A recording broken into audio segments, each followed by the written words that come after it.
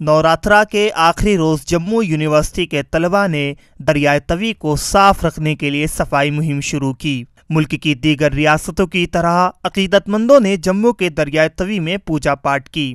حکام کی طرف سے نظر انداز کرنے کے بعد طلباء نے دریا کی صفائی کے لیے مہم کی شروعات کی۔ طلباء نے پوجا پاٹ کرنے والوں سے دریا کو صاف ستھرا رکھنے کی گزارش کی۔ آج وراثت کی طرف سے ہم نے آرگنائز کیا ہے، لوگ آ رہے ہیں، کافی مارننگ سے آ رہے ہیں، ہم سب اچھے سے ان کو اویئر کر رہے ہیں کہ پلیز پالیتھین کو یوز نہ کریں because this is dangerous for river Tawi اور انوائرمنٹ کے لیے بھی خراب ہے۔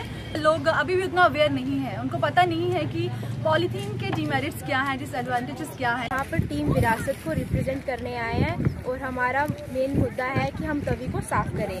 طلباء نے امید ظاہر کی کہ آئندہ بھی ریاست کی تہذیب اور ثقافت کی صفائی کا خیال رکھا جائے گا۔ ETV بھارت کے لیے جموں سے اشرف گنائی کی رپورٹ۔